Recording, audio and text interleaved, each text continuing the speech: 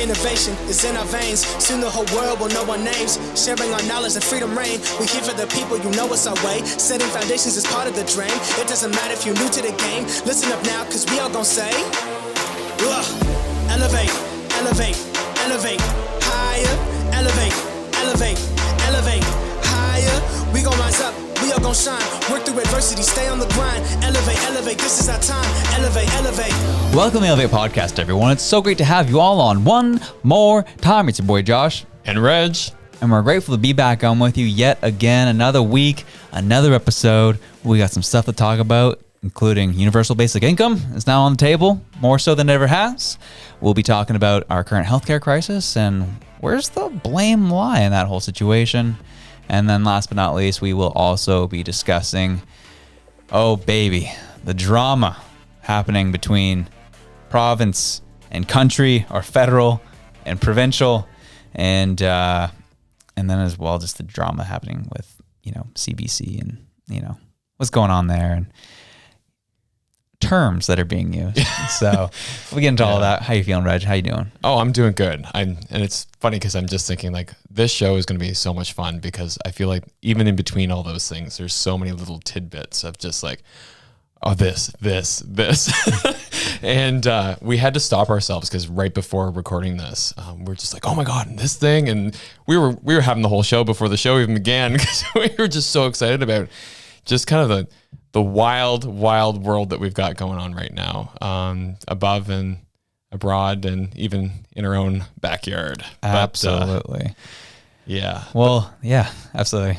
I was just going to say, but as far as I'm going, having a good start to the week. Good. We had a pretty rainy weekend, but I was just saying that on Sunday, we had a skills and drill session for our hockey. Let's go. And I got 4 for 4 goals, and that never happens to me. Like you never score, or you never get any goal, or you just never score. Yeah, or you never score multiple goals. I'm a terrible shot, so I'm like awful. Like I'm shooting the puck at the net, it's hitting the goalie every single time. I put it up over his shoulder, I put it in his 5-hole. I was raising the puck. Yeah, I was like, holy crap, what's going on? Well, it's growing. Good for you, dude. I was just like, we're having a good day. So you just started learning to skate, what, a year ago, 2 years ago? I've known how to skate for a while. I didn't really know how to play hockey at all. Oh, that's how it so, was. Yeah. So it was last November I started playing hockey for the first time. And I was like, I don't know where I need to be on the ice. I don't know how to skate backwards. C cuts, baby. Yeah. So it's going well. I love that feeling of growth. And it's funny because I've kind of been taking that into a lot of areas of my life because I was kind of feeling down for a bit, feeling a little bit depressed, just like the weight of the world. We've got multiple wars on multiple fronts and people having a hard time in our own country. And I was feeling the weight of all of that. And, but some good things were happening in my life. And I was noticing just in my personal and professional life, I was like, okay, this is a culmination of small steps forward and things just like landing well. So like, I start a contract tomorrow, actually working with innovation in healthcare. So I was just like, yes, that was like such a win for me. And that was months of like working on different documents, like specifically providing examples for primary health and just like also just grinding out contacts and meeting with people and coffee with like 6 or 7 different healthcare workers until finally it led me to the right path. And so it's those small steps, those small wins. And yeah, sometimes it's 4 for 4 goals in the hockey net. Sometimes it's landing a contract that you didn't think you were going to get, but it's encouraging when you finally see some of those small wins come through. Absolutely, dude. And you said small steps, right? It kind of the small things build up the momentum, and then you can start getting the train rolling, which is good. Obviously, it was an exciting weekend in the Udall household as my wife Kelsey officially graduated. Congratulations, Kelsey. Let's go. Shout her out. Finally got through. Now she's officially a school psychologist and working within the school system here in Nova Scotia. And excited, happy it's done. She got the paper. She crossed the stage. And let me say, it was a very interesting ceremony. Oh, yeah? Yeah. It was very much a Mount St. Vincent kind of ceremony for sure. Give me more. You can do Dow, some U of T, McGill, UBC. These are some bigger universities. you're just like announcing the class and then like showing the names on a screen, scrolling, and everyone kind of goes on the stage. Yeah. Don't have to announce everyone's name. Well, it's a smaller university.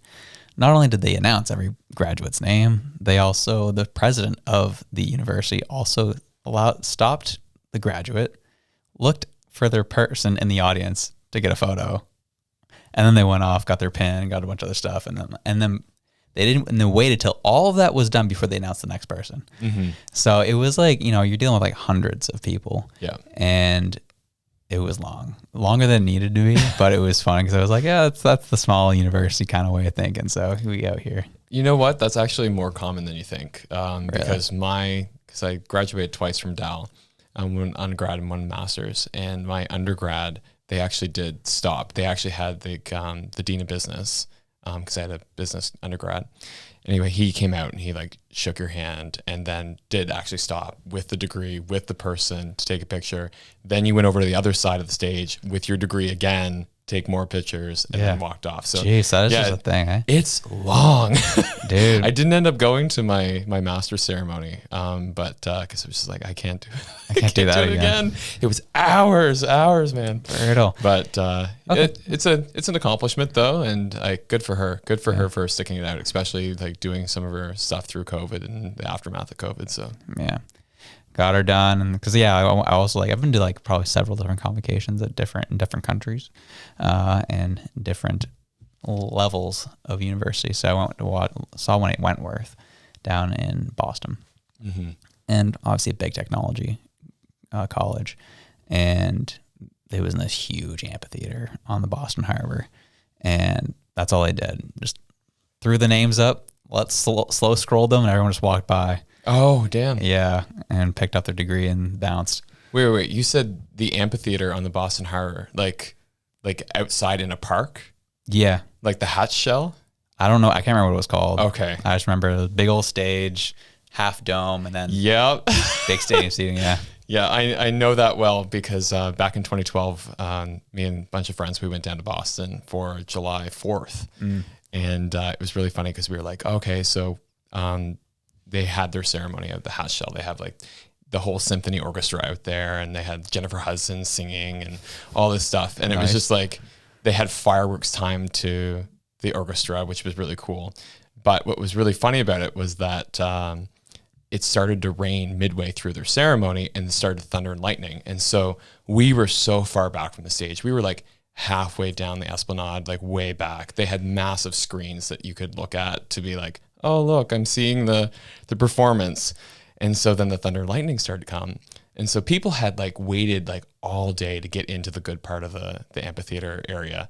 And so when the thunder and lightning came, I was just like, you know what? I was like, this is probably not going to be that big a deal. I was like, guys, let's sneak up and go see the stage. And they're like, okay. So we make it from the very back end of the park where we're like crawling over people right up to the front row of the stage area. And then they're like, oh, the weather's changed. Everybody come back. So we were like front and center for the whole thing. It was awesome. That is awesome. Yeah. So good memories in Boston. Shout out to the good memories. We're here for it. Speaking of good memories or unpleasant memories, we're getting the UBI, baby.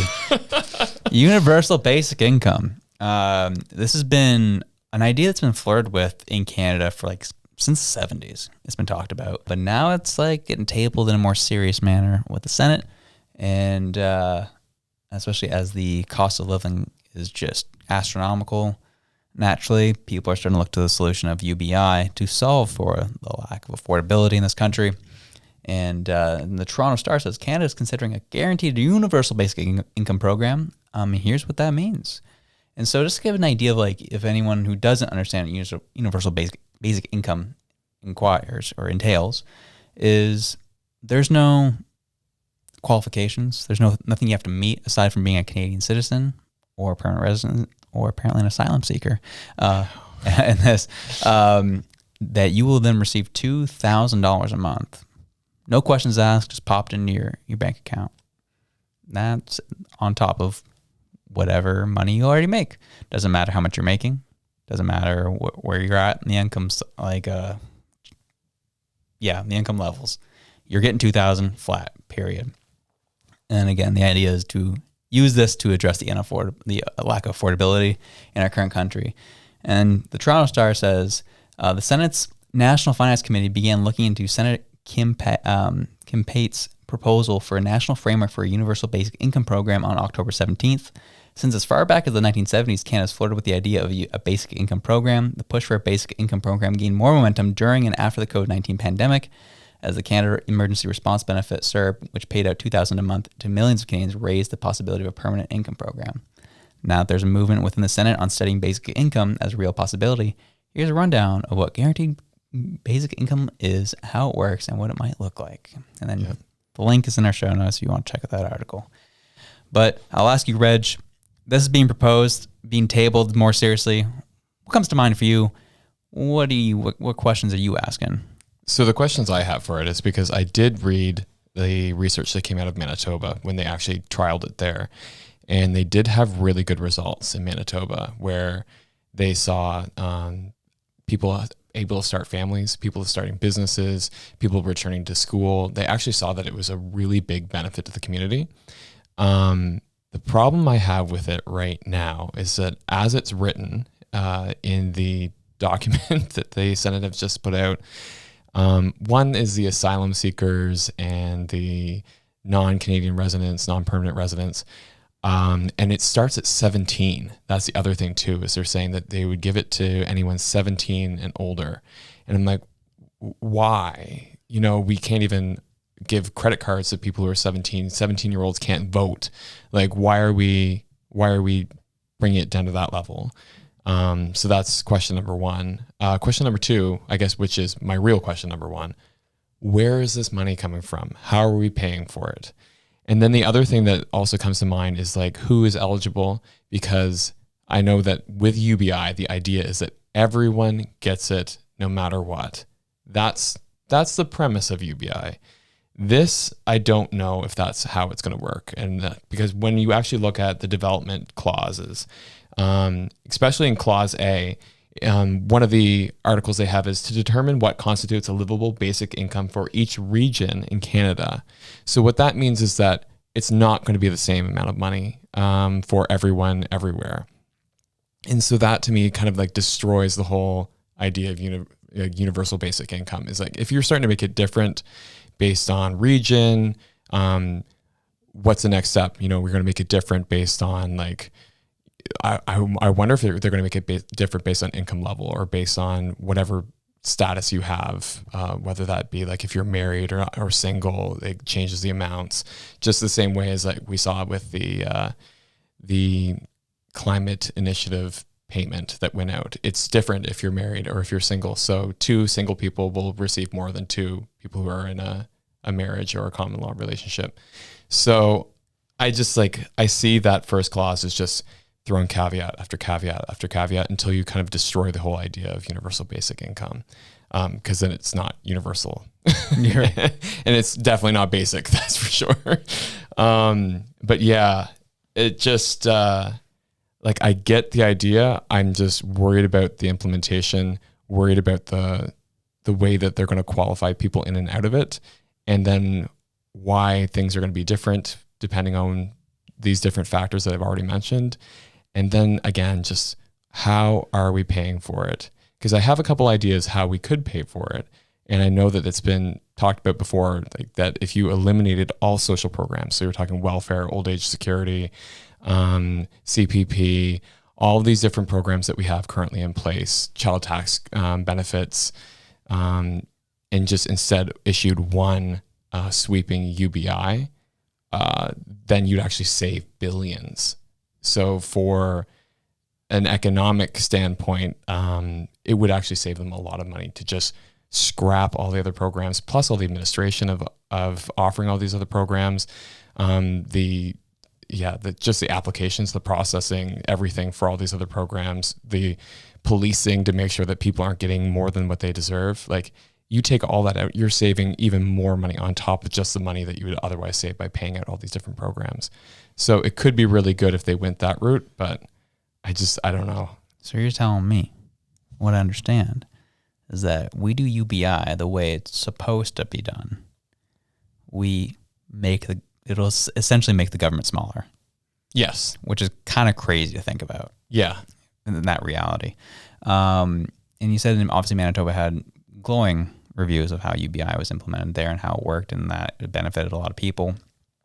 Obviously, the first question people are having when they see this is, you said the same thing. Where's the money coming from? How is this like for your perspective? If you said, you know, I know you kind of floated the idea out there of these different programs, if they're all scrapped, this would be actually a savings. Is that mainly just based off of kind of your mind of like, yeah, like generally like that trade-off makes sense? Or have you like done the math of like, no, that would actually be a net positive? So it was funny because like my dad and I were talking about this. I think it was last summer. I forget what was actually in the media about UBI at that point in time, but we were having this major argument because he's like, it's just incentivizing people to be lazy. And which is actually a commonly held belief by a lot of people. But what we started to do is we were actually looking at like, okay, what if you removed all these different programs, and we just did like rough estimates based off of Googled numbers for how much is spent on each program.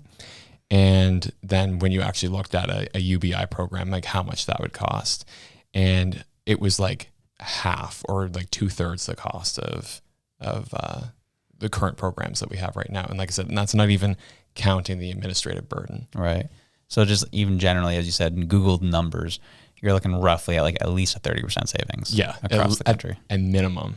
Wow. That's interesting. Yeah. So let's get into the argument then of it just incentivizes people to be lazy. Does it incentivize people to be lazy? What did Manitoba see? Did they see, you said they saw an uptick in productivity. Yeah.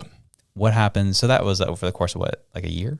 3-year pilot program? I can't remember the amount of years that they actually did it over. I'd have to go back to that study again. Mm-hmm. But what happened was that they had, I forget which government came into power. It was definitely a liberal-leaning government, or a left-leaning government, whether it was the Liberals or the NDP. Can't remember which one it was. But what they found, though, like I said, they found that people were starting more businesses, having families, which was the other big thing, because as we're seeing in Canada, like that's a huge positive to our economy, is that when Canadians have families. Because right now what we're doing is we're bringing in people from abroad and then trying to integrate them into the Canadian society. And they might be coming with, multiple different issues, whether that be trauma from a country that they just came from, or needing help with finding employment because they don't speak the language, or they might be bringing ailing family members with complicated health issues that now have to be serviced by our health system. So really the best population growth you can get is from within. And so when they saw this happen, they were like, this is awesome. This is great. More people having kids. They can afford it now. This is really good. Because I think that's one of the biggest things you hear about from people our age, saying, I'd love to start a family. There's no way I could ever afford it, kind of thing. And so that's kind of one of those things where it actually would really help. The other thing, like I said, is that when you start to take away the difficulties in starting a business, because you can't just go without an income. But if you have a guaranteed basic income to cover your groceries and your rent or your mortgage, then you can take the time away from work to actually start your own company. Or if you want to upgrade your skills, you can take the time away to actually go upgrade your skills. So, and that's what they saw. And so that's the benefits of universal basic income. And then the other thing that's really, really good that I see is that it's supposed to be a great equalizer, right? It's just like, if you're a millionaire, you get an extra $2,000 in your bank account a month. It's not going to do squat for you. Who cares? But if you're struggling and you're on the margins, like that's going to be a lifeline for you. And the other thing is that you can't argue it because it's fair, because it goes to everyone. Mm-hmm. Yeah.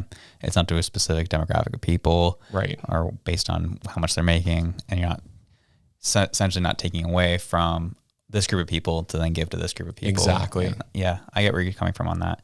My next question though, it comes to this, something that kind of has come to mind is, say those things are all taken care of. How does this affect inflation? When you give everybody an extra $2,000 a month, sure, it stimulates the economy, which is a positive. But also the negative part of that is it stimulates the economy. And so I'm curious what that does to goods in the country. Do we see real estate prices increase even more? Do we see groceries increase even more? Like, from your understanding of how a program like this works, how would this affect inflation? I think it would create inflation, honestly, because I think basically what would happen is landlords would go, oh, you can pay more? Cool. We're going to up the prices. Grocery chains, you can pay more? Perfect. Up the prices. Right. So I think in the immediate interim, like we're talking like 1 to 2, maybe 1 to 3 years, amazing results you'd see with this. And then after that, I think that's when all like your private businesses would be like, cool, now we can jack the prices up by $2,000 a month. Right. So it's, you would have to have some pretty strong regulations and legislation come in to actually try and not see those costs just completely absorbed by business. Yeah. That's what I was wondering, because especially if we're as a country, we're moving towards less home ownership, so you're not going to have as much of an opportunity to see things jacked up. Variable rate mortgages, that happens. Interest rates, yeah, I get it. But rent's a lot easier. Rents are a lot more manipulated, or have a chance to be more manipulated. And so that I could see that definitely happening. I was like, well, everyone's getting $2,000 a month. Well, rent's going up by $2,000 a month, and that takes everything out for you. See, something that I think that they could do, which is not UBI, is just start. If you're looking at the fact you're like, okay, now we're going to offer everybody $2,000 a month. What does that look like when you compare that to the amount of money you're collecting in income taxes? Why not reduce the federal income tax strain on people so that they have $2,000 a month more in their pockets just by the lack of taxation? I think that might be a better move to go with. And then something else you can look at is just like, okay, where is the wastage in programs? So where can we combine programs? Like, does this mean that welfare and CPP and child tax credit, like all these different things, can they be administered under one program of like a Canada benefit program, just like CBP, and just like, so that's not separate entities and just it's under one program, and then you just tick the boxes and then you get it. You know what I mean? Yeah. So kind of like a hybrid model of UBI and kind of making things more efficient. And at the same time, like I said, just pulling that amount that you would otherwise claw out of people in income taxes and just give it back to them by reducing income taxes. I'd agree with that. I think that actually would be the better move, because we've been seeing it, especially we're feeling it a lot now, where we're starting to see how big the government has become in this country and how they figured out a way to get into every crevice of your life to find a way to take money from you. And people are starting to feel the pressures of that when you start looking at your pay stub and you see how much is going to federal, how much is going to provincial, how much is going to CPP, and then if you are the unlucky or lucky person who's in a friggin' union, well, good luck with that. That's money's coming off as well. At the end of the day, you've worked so hard to make this money, and you're just like, well, bro, like, I get it. We want to make sure our roads are taken care of. I want to make sure our healthcare system's is taken care of. I want to make sure that our schools are taken care of. But those things aren't being taken care of, and they keep taking more and more from me. Well, something's got to give here. Yeah. So I would be very much in favor of like a UBI hybrid of it being a clawbacks in taxes versus, our taxation being less, and you get that money freed up versus just adding another $2,000 that ends up being taxed anyways. Yeah. At the end of the day, that would make more sense, make things more efficient, and make it harder. It would actually take away the concerns of inflationary pressures as well. Yeah, to some degree. But it's funny that you talk about all that, and one of the things that I keep thinking back to is like the push for Canada to go towards a digital currency. And I'm like, how much do you think that this UBI money that comes in is going to be programmable money? Oh yeah. Where they're going to, because you're going to get conservative pushback where they're like, people are just going to spend it on drugs and alcohol. And like, that is the far right narrative, right? You don't give poor people money because they're just going to burn it. And so I wonder, because like, that the conservative push right now is against programmable money. Yeah. I wonder if this is the tipping point that brings them on board. They're like, well, you know what? Don't worry. We'll make this money only spent at grocery stores. and it will only be spent at Loblaws grocery stores, not Sobeys, sorry. you know what I mean? Like this is the kind of power that you can wield with programmable money. And I think that I wonder if that's how this so-called UBI would be distributed. But it's funny that like you said, about people looking at their income taxes and looking at where the money is going, because that's exactly what Alberta is doing right now. They're looking at how much they're paying into the pot, and they're not feeling it. No, absolutely. I think you bring up a great point. People are looking at the line items of their tax bills, whether it be your property taxes, your income taxes, what have you. Alberta just did the same thing, and they said, bye-bye CPP. We're going to do our own provincial thing. And that's a big story came out. It says Alberta being allowed. Trudeau's not happy about it. He's like, you guys can go. You guys can get rid of CPP. However, it's going to be a one-way ticket. You guys can't get back on CPP. You're on your own no matter what. And that's kind of where things stand at the moment. Alberta versus the federal government. War is on. Get rid of CPP. We want to be like Quebec. We want the QPP. We want the APP. So what's happened from your perspective here, man? It's I honestly, you're the one who brought up the story. This one flew right over my head. I haven't heard about it, but it makes sense. So my favorite thing is Justin Trudeau talking about it. He's like, Alberta would be like damaging the country, and it would be really hard, and it's very un-Canadian like of them, and I can't believe they would do this, but they can do it, but it would be really bad and be detrimental to our successful administration of CPP and all this crap. And so basically what I was looking at, I was like, dude, you represent Quebec, the place that has its own provincially mandated pension plan. They don't pay into CPP, but that's not a problem. But as soon as Alberta wants to do it with their large coffers, suddenly it's an issue.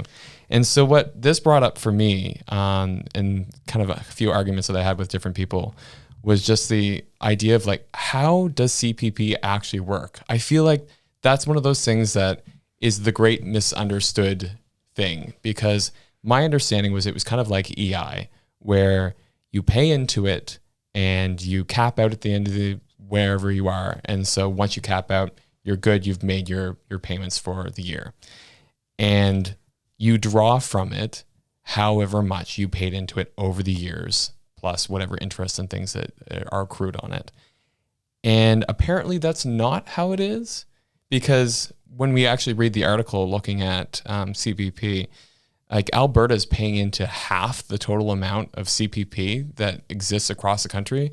And like, how does that make sense? Alberta doesn't have half the population, doesn't have half the working population. So this is where I think I need to get some more clarity, because it doesn't add up. Because it should be like, if Alberta wants to pull out, cool, Alberta can pull out, and they won't get CPP, whatever. The rest of us, we're all paying into it. That's fine. But what I think you'll see happen though is if Alberta pulls out, Ontario will go, oh, well, if Alberta's not playing, I'm not playing either. And then when you take out Alberta, Quebec, and Ontario, BC is going to go, nah, we ain't going to do it either. And then what are you left with? You're left with the Maritimes, and you're left with Saskatchewan and Manitoba. Yep. And that's about it. And then that's when you get UBI. Because that's kind of where I see this going.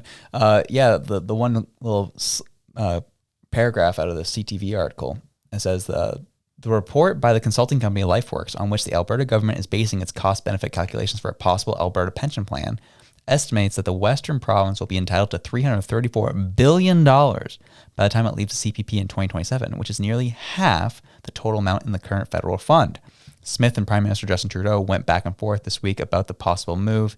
In an open letter to Smith, Trudeau wrote that Alberta's withdrawal would weaken the pensions of millions of seniors and hardworking people in Alberta and right across the country. The harm it would cause is undeniable. Smith fired back, calling the Prime Minister's letter inappropriate in tone. And that's about how she sounds. Yeah. It was overwrought, she added. The calculation in the report suggests there will be some impact to the rest of Canada if Alberta chooses to go its own way, but it's a matter of $175 per person. Smith was not available for an interview on CTV's question period. No. But that's the thing, right? Is that she's looking at it going, we're we're getting a raw deal here. Like, what do you mean? And Trudeau's like, please don't leave. Please don't leave. We need your money. And I love that he says, it'll hurt people right across Alberta and the country. It's like, probably not hurting Albertans. Yeah. Like they're probably going to be okay. Yeah. So yeah, it's a move I've kind of like to see, because since Trudeau has been in power, he's just been trying to bully Alberta since day one he's been in. And his father did the same thing. And this is like the one time I'm starting to see finally a politician out of Alberta starting to stand up against the federal government. And because when you have your federal government who's kind of just ripped the heart out of your province when it comes to oil and drilling for oil and oil production, and Joe Biden gets into power and cuts off the pipeline and the Keystone Pipeline, and that was going to be big dollars for the province. Like, you just feel like, Drew, this the one thing we have as a province just keeps being taken away, and then any money we do produce off this gets sent to the rest of the country. As an Albertan, you're feeling so left out, you're feeling cut off, and how does that make you feel? And you don't have a politician in your provincial politics who's like Jason Kenney. Joke. He was a joke. And the last time they had like a politician that really stood up for Albertan interests, Ralph Klein. Mm-hmm. And now you have Smith coming in, who's inherited a lot of issues and a very tense relationship between Alberta and the Canadian government. And it's taken a lot for her to figure out, all right, what are the pressure points that we can push on this government? Yeah. And this is one of them. We know how much we can give to this fund. This fund is not being taken care of. We're going to look after Albertans. Y'all don't know clearly what you're doing with the money. And so we're going to push that pressure point. Yeah. And we're going to do our own thing. And now Trudeau's on the defensive, trying to figure out how he keeps Alberta on after screwing them over, pushing them around, punching them in the face for the past 8 years. Well, here we go. Well, it's weird because like I feel like his relationship with Alberta, it's just like it's a kiss and a slap in the face constantly back and forth, because you have to look at the fact that like when I forget which company it was that was pulling out of the pipeline that was going across BC, Trudeau stood up and was like, no, we see this as being viable to the national interests of Canada, so therefore the federal government is going to buy this pipeline and put it through, and BC can suck it, we don't care. And so Alberta was like, yay, and then they'll send some like austerity measures to Alberta and blame them for all the world's problems. So it's like, it's really weird, like the relationship that I see between him and Alberta, because it's like, I hate you, but I'm going to give you money, but I'm going to give you things so you can keep generating more money for me because I like the money, but I hate you. It's weird. That BC pipeline was early 2010s, right? Remember? I got to look that up. I can't remember the name of it myself. Look it up as I'm going to continue talking here. Because what I remember about that, and this is why I think Trudeau, like from a federal perspective, that pipeline was going to do a lot of good for the country in terms of getting our oil to market. Mm-hmm. What I remember reading about and learned was this was during the Obama administration. And if Canada was able to get their oil to market, it would weaken the American economy just a tad bit. And that wouldn't be good. And Obama's administration was found out to be sponsoring activists to protest the pipeline and get it delayed, make sure it doesn't work, and make sure it gets completely just the deal doesn't go through. And he was successful in doing that. Mm-hmm. Then Trump gets in. Keystone Pipeline on, we're good to go. Let's get that oil to market. Game on. Trump's out of office. The Biden administration takes over, who was that same type of group of Obama. Keystone's done now, boys. It's about American sovereignty. Well, not sovereignty. I would say American dominance on the global stage, making sure they control the where the oil's going and coming from. I think that's a big part of it. And I think that was honestly, this is coming from Josh Udall on the Elevate podcast. Justin Trudeau was up against a lot of stuff when it came to that stuff, and I think at that point caring for the country took precedent over his issues with Alberta, and he was fighting against a behemoth and getting bullied by the U.S. at that point. Yeah. So found it. It was 2018 was when Kinder Morgan sold the pipeline, the Trans Mountain pipeline, to the federal government. Trans Mountain, that's what it was. Yeah.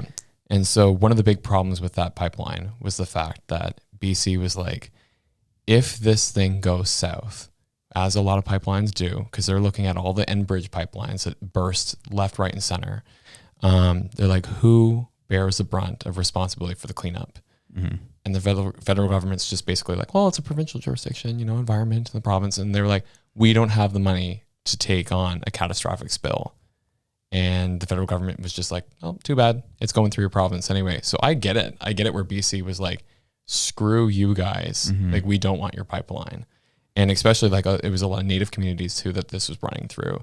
And they're like, what the heck are we supposed to do with this massive pipeline? Yeah. And the federal government was like, Trudeau was like, we'll provide natives with jobs. It'll be wonderful. You'll love it. And they're like, yeah, but what happens when this thing blows up? And so I get it where it's like, okay, you've seen the train derailments, you've seen all the problems with getting oil to market. Yeah. And this is going to be something that's going to basically take the oil directly from Alberta and ship it right to BC. The issue I have with it though, is that the reason why I think that we're shipping this oil through BC and over to Asia, it's not because it's already refined and it's ready to go. We're shipping dirty oil with all of its elements in it, and we're shipping it over to Asia where they can refine it with less environmental restrictions and because of that, do it cheaper. And so for them, they can buy our dirty oil and refine it over there and then use it. Whereas if we had to actually refine it ourselves and then sell it in the Canadian market, it would be so much more expensive and more costly because we have so many environmental regulations, the scrubbers you would have to have on those refineries and things like that. So it's a weird one. Yeah. And I agree with it. And so actually what I was speaking out earlier, so the Trans Mountain was a different issue completely. I was actually talking about Keystone. Yeah. I didn't realize how long this saga's been going on for. It's been going on since like 08, 09. And with the Canadian government and Obama are going back and forth on it for a long time. Eventually in 2015, Obama was like, we're not doing this. Trump gets in power, says we are doing it, green lights it. Then Biden gets in power, is like, no, cutting it off again. So I'm like, gee, like the drama with all the workers and people's jobs and like the millions and millions of dollars wasted on this Keystone pipeline is wild to me. It would be amazing. I think if it ever someday worked, it would be great for us as our economy. I get the environmental issues with it, but again, the whole trains and how to get things to market, pipelines seem to be the most environmentally friendly from what I understand. At least the option, like less potential of big things like cleanups and stuff. Like they're less likely from what I've understood than like training everything all the time. Yeah, it's a weird one because it's like you're less likely to have an accident, but the scale of the accident is worse. So point. So it's like the intensity of it, right? So it's like if you have a train derailment, it could be really bad. Like we saw with Lac Megantic, like a train derailment burnt an entire community, which is awful. But if you have a train or truck derailment that's spilling oil, like it could be just as simple as like, okay, you've contaminated 14 square kilometers. You have a pipeline burst, like you've ruined entire like waterways and forests and estuaries, and like you've just destroyed like thousands of kilometers of property. So it's like the likelihood for an accident is so much smaller with a pipeline, but the intensity is so much higher. Yeah, that makes sense. But yeah, how did we get onto this? Yeah, believe it or not, it came from Alberta's APP and Trudeau fighting with him kissing the Albertans and then slapping them at the same time. That's where it came from. Yeah. And I'll be curious to see where this story ends up going. I think this is the pressure point that Smith is able to push on with Trudeau, make him grovel a little bit. At the same time, I mean, there's so much going on all at the same time. Obviously, we're just talking about obviously what's happening within our borders right now, but Trudeau is just tanking in the polls currently. Oh, I know. And he's facing a lot of it. He's beginning. Jagmeet Singh came out today. He's like, if you guys do one more thing we're going non-confidence. These empty veiled threats he loves to throw around from time to time. And but then they're starting to see. I was watching a clip today of just how the gap is widening in the polls, and there's a thought that if it widens any more, there's gonna be an internal pressure within the party to like oust this guy, because he's gonna essentially take out the party with him if he stays in power, because it gets worse and worse and worse with him, and people are really upset. I'm even talking to my most lefty of lefty friends who still to some degree love the idea that that 75% of their income goes to taxes or a version of it in their lives. And, but they don't like Trudeau. Mm-hmm. But they, as you said, they're nervous about Pierre Poilievre. He's a bad guy because he's the wrong color. And he's not giving any solutions is the constant. I know. Which I just still don't understand at all, that's the argument behind it. Like, he gives the solutions all the time. It's just the issues is it seems basic. It seems elementary. But that's what's happened. The result of the past government for the last 8 years is the solutions to their problems are very, very elementary. And stop printing money. It's just simple stuff. That's the solution, my homies. And stop burning money too. Like, my favorite thing was he keeps bringing up the fact that he's like, how many mansions are we going to let this federal government build? How, like, horse stables that are X number of millions of dollars? Like, why? And he's just like calling it out. And he's like, this is a waste of money. This is a waste of money. There's a wasted money over here. And he's like, how are we supposed to pay for things like improvements in healthcare if we're constantly just burning our dollars? And it's like, yeah, that seems like a pretty simple solution to fixing things. But yeah, it is. People are just like, I don't know. Yeah.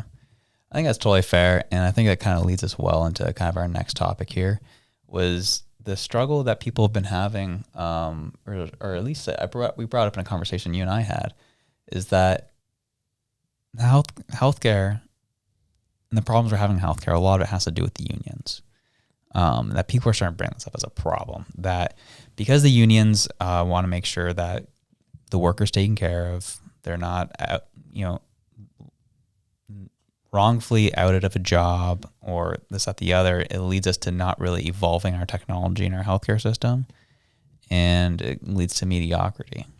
And you know more about this than I do. We talked about this off air. When you see that statement of a big part of the healthcare crisis is due to unions, what do you think about that, Mr. NDP color t-shirt? Yeah, I did wear orange today, didn't I? Yeah, it's a complicated one, because basically what's happened is over the decades, people have thought of healthcare as a business, and we need to treat healthcare like a business. And so what they've thought of when they did that was efficiencies. We need to create efficiencies. Trim the fat is what they called it. And there's been many reports now that have come out, and they said, I think we've trimmed too much fat and gotten to the bone. And that was like, I think it was our provincial health minister that actually said that quote. And it was like, yeah, you did. Because even in the time that I worked within the healthcare system, we watched stupid things like, at Christmas time, they would give out meal vouchers for people working over the Christmas holidays so that you could go down to the cafeteria, get yourself a Christmas dinner, which is like, it's hospital food. It's nothing glamorous, but it's still something, it's something. And things like staff parties and, appreciation and recognition awards and things like that, completely get cut. It's wasteful spending. And then what happens is you get a demoralized population working for you. And then what happens is that where I see unions come into this is that you see individuals, because everybody's demoralized at this point now because there's no recognition for anything.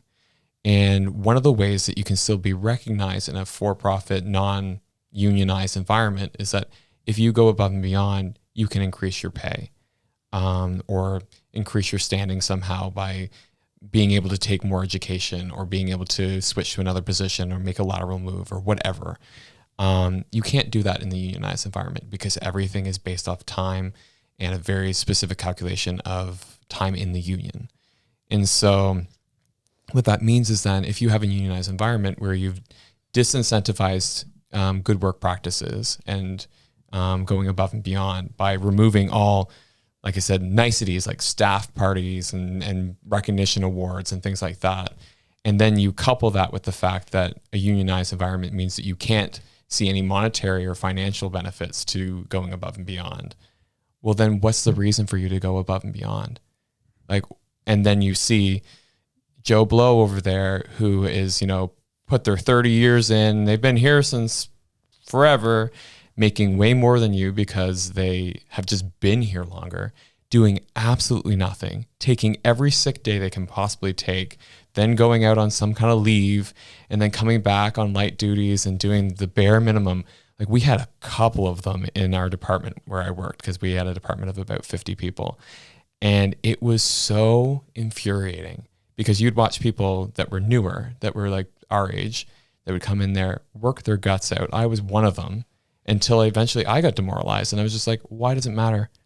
I can run through 200 patients' blood work today and, do a really good job for the system, and nobody will give a crap. Or I could do 50, like this lady over here who has a specialized seat because she's so large.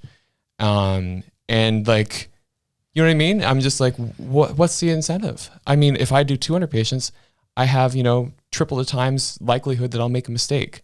Whereas person over here who only did the bare minimum to actually even keep their job, like, it's just so frustrating. So when I look at that, I look at the fact that, like, there's no incentive for doing a good job. And then the union protects people who are not doing their best, or they're not working in good faith, I'd say. I think that's the right term to use. Not working in good faith. That's a good point. There's a lot of those types of people, especially in the Maritimes. That tends to happen. A lot on more like the old school industries, where you just have a lot of people who are just trying to just get by and minimum as possible and just put in what they can put in. And then situations where you have like heavy unions where those people are protected. It's tough. It can be tough. And I think you bring up some good points, though. And I think it would be nice to see a little bit more pressure put on people who aren't doing the best they can. See, I take the opposite effect. I think that you need to incentivize your gold star workers, like the people who are, that's what I mean, shining. Because like, I think that there is right now like a big push for kind of using that stick against those people who are not performing. Yeah. And it's almost like, don't waste your time with the low performers, the low achievers. Like, start supporting your high achievers and start putting your money and your capital. Like, don't waste it, because what happens then is your high achievers, they get bored, they get frustrated, and then they leave. And then now you're stuck with the cost of then retraining and finding and hiring and that whole process again. So it reminds me of one of the first jobs I had. I was pretty close to the CEO. And we're getting to that point in the evolution of the company where we are having to hire and fire various people based on performance. And the issue we're running into is, like, we needed to start making decisions quickly, because you could tell that our star players were starting to lose steam. They weren't as excited. And it was because we had people who were in the company who were starting to drag down morale and starting to kind of realize, like, they were doing the bare minimum, and the people who were there giving their all were starting to lose steam on wanting to do that, because they saw these people who we're all making the same amount of money, I guess, and doing our thing, and why am I going to keep going forward? And so I remember talking to the CEO about this, and he's like, yeah, well, we need to start getting rid of these people who don't want to be here. And I was like, yeah, I agree with that. And he said, because what ends up happening is, if you just try to go with, the status quo, move on with what we got, you end up losing the people you really like. And then before you know it, you have a company full of people that don't want to be there, and you don't like them. And I think that speaks exactly to what you're talking about. And so I think, incentivizing the people that are giving their all, I think, is key. Using the carrot to get people motivated, I think is crucial. Sometimes that it is, when people are just kind of not giving their best. Sometimes it is a lack of motivation. Yeah. And I think I'm speaking to a lot from my own experience and my own anecdotal experience of the jobs that I've held.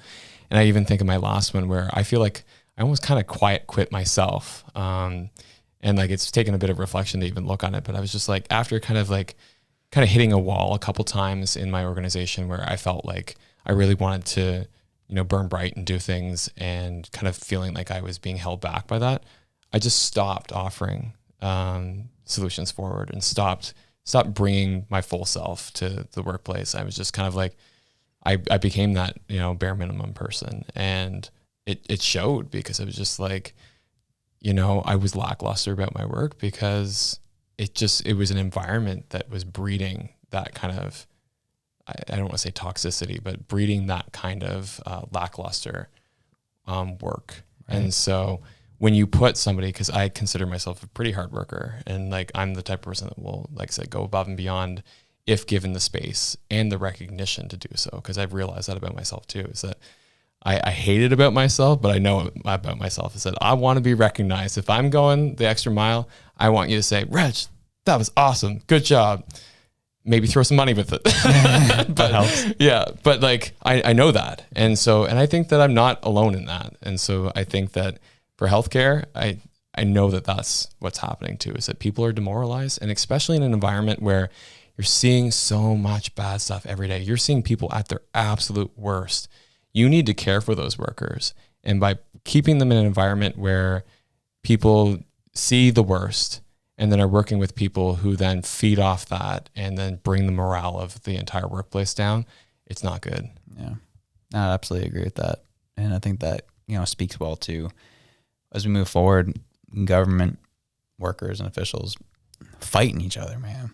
We're seeing it here in Nova Scotia, man, where we have a housing affordability crisis. We're having housing issues, and we're having these problems where who's the best? Well, that was not the link I wanted. Anyways, like, who's the best? Who's got the best idea to move forward on this?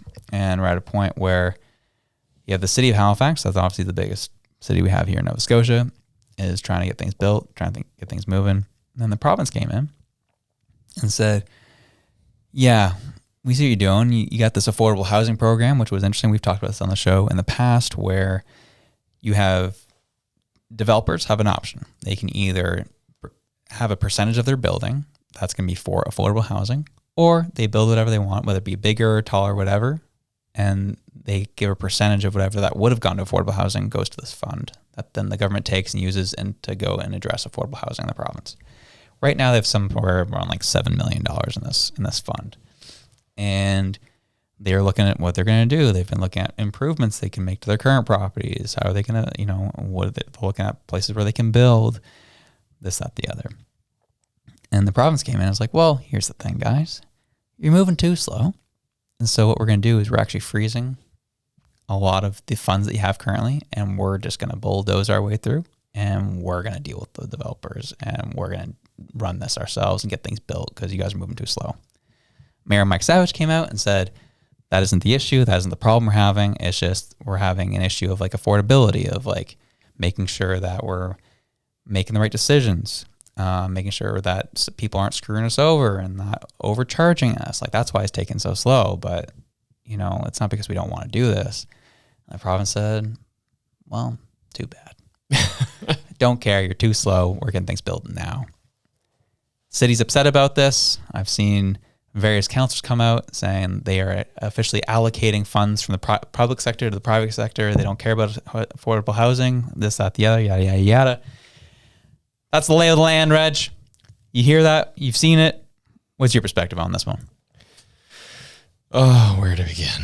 Because usually what happens is, like, you've got the provincial government that points their finger at municipal government and says, you're not moving fast enough. Your development department takes a ice age to get anything through it, which is not incorrect. That is the case. And they're like, we have a problem right now and we want to get voted back in. So we're going to act on this and we're going to do it now. Then you have the municipal government, who also rightly so has said, you have made housing a provincial responsibility. You took it away from us back in, I don't know if it was the late 80s or the 90s, when they actually transitioned housing from a municipal responsibility to a provincial one. And then they said, and you've done nothing for decades to build housing. And now you come at us and say we're not moving fast enough and we don't have the jurisdiction to do X, Y, Z, to build and to maintain and to run housing. So we have to then go through intermediaries like nonprofits and shelters and things like that to then try and get housing built through this intermediary, because we can't have housing because it's not within our jurisdiction. And so then they're mad. And both of these departments won't come to the table and talk to each other. Like, that's the biggest thing. When I was in, it was the Center Planning Advisory Committee, Community Design Advisory Committee. So this was one that I was brought on to because I had applied to a board position that was up, and so ended up sitting on that committee. And that was the biggest thing. That was the biggest complaint, was that we were like, we want to do X, Y, Z. We think this would be really beneficial, but we have to go through the province first. And I'm like, okay, well, what does the province say about it? Oh, well, you can't get anything done with them. They never respond to your call. It's like, okay, well, what happens when you meet with them? Well, you can't meet with them because there's no time to meet with them. And I'm like, you are a politician. Go walk over to their offices, which are literally a street over. Yeah. Knock on their office door and don't move until they give you an answer in a meeting time. Like, this is what I don't understand, because like, it's just really frustrating, because it's like, if you wanted to work together, you'd find a way to make it happen. We saw this, like when COVID came around, everybody was aligned and on the same page with like what they're going to do and how they're going to do it. Like, we need to take the same level of crisis. At least for the first 2 weeks. Yeah. But actually, surprisingly over time, like they did, like it was the most collaboration I've seen in the government, right. Or between governments ever. And so if you take that same kind of crisis level mindset to something like housing, you'd see mountains move. And I think that what's happening right now is just like I said, it's government going, crap, we need to take care of this so that we can put this on our portfolio as like job well done, check mark. And we don't want to work with the city because that's just going to take time, because we have to meet with them, we have to do whatever, and we have the power anyway, so we're just going to do it. And it's basically delegitimizing the city's ability to collect affordable housing money off of these developments, because it's called density bonusing. When you say you can build X, Y, Z higher on your building if you give us money to do so, and we'll put that towards this fund. And so it kind of delegitimizes that ask, because then they're like, okay, well, we're giving you money towards this affordable housing fund, but what are you doing with it? Mm-hmm. And so it creates a mess, and they know it. And that's why council's all upset. And I get it. I do get it where council is rightfully upset. But at the same time, I think it's on them a little bit for not doing more to actually work with their provincial counterparts. They should have been knocking on doors long before the government came in and like railroaded them. Was railroading them the right thing to do? No. But was it inevitable? Yeah. So that's where I look at it. Yeah. I mean, this is beautiful. It's full circle. That's what I was saying. This is the issue. This is the thing that put this show on the map. What do you mean by that, Josh? This was our first viral TikTok. It was Dalton going off about how lazy and lack of care that affordable housing Nova Scotia had with their people that they were serving. And I used the wrong term there. I'm trying to remember who it was. Actual, the issue was he had a tenant that was on subsidy, and they were having issues getting in contact with the association to get funding for the subsidy, this, that, the other. And Dalton had to call the office saying, dude, where's this person's subsidy? And the person said, well, we're having an issue with filing the papers. Yeah. And Dalton's like, yeah, well, can we get this figured out? Because I want to make sure this person stays in and doesn't lose their housing because they can't get subsidy in. And the person's like, well, you can just let them go if you want. Yeah. And this is the person that's supposed to be advocating for these people. Not surprised that this is what's happening and continues to happen. So, yeah, I think, as you said, I agree. There's definitely fault on both sides on this one. I hate the political games that are being played, but that's the state we live in. Mm-hmm. Is you gotta get your punches out there. You get your spin on it, get it out before the other person does, and then you get freaking titles like this, where Halifax officials worry provincial bill will block efforts to collect money for affordable housing.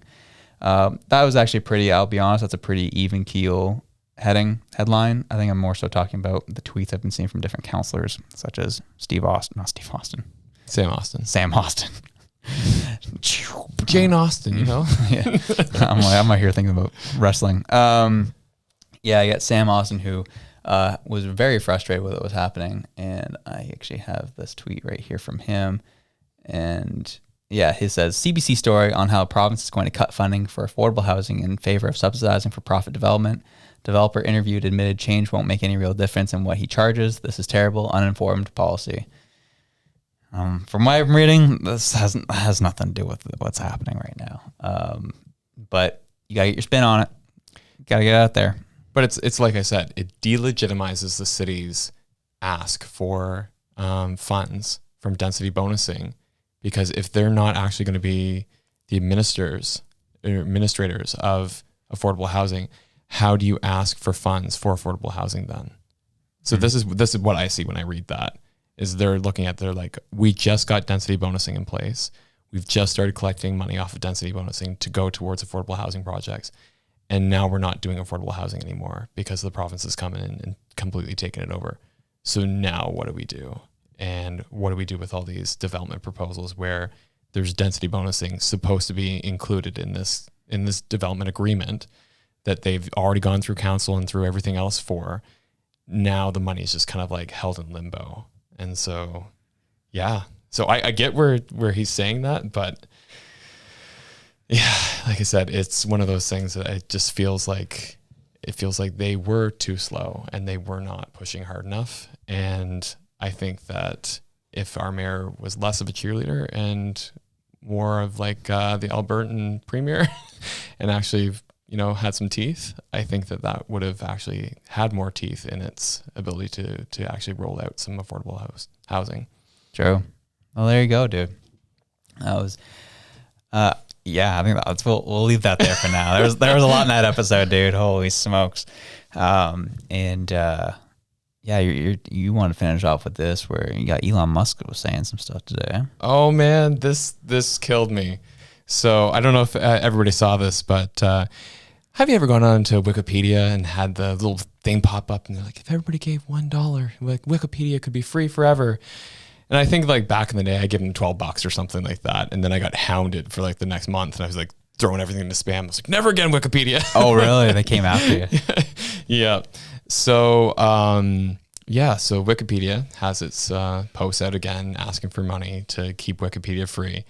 And so Elon Musk tweeted saying that if they were to change Wikipedia's name to Dickopedia, that he would give them $1 billion.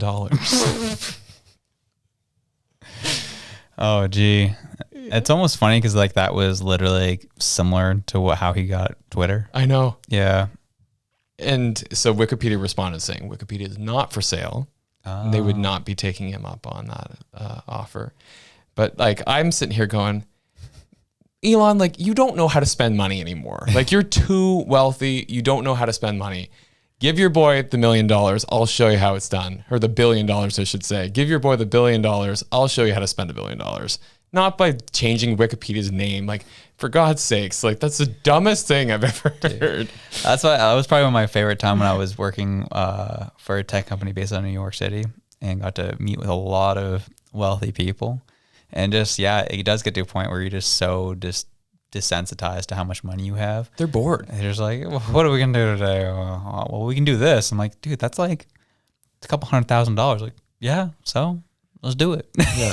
Let's build a giant penis and fly it around the earth. Like, you know what I mean? This is what they do.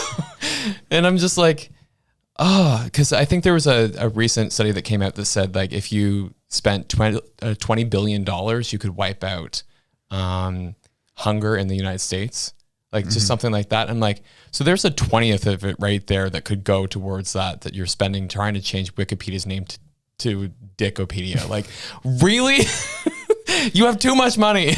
We out here, man. We out here trying to change the world, trying to send stuff into space, trying to change Twitter to X. I know. You know, we out here, dog. So, oh, what a wild time, man. Well, whatever it is you're doing, whether you be trying to fight the province on affordable housing, or scrolling Wikipedia and not donating to them, or looking for your $2,000 to come into your bank account, whatever it is you're doing, wherever you are, we love you. We're out.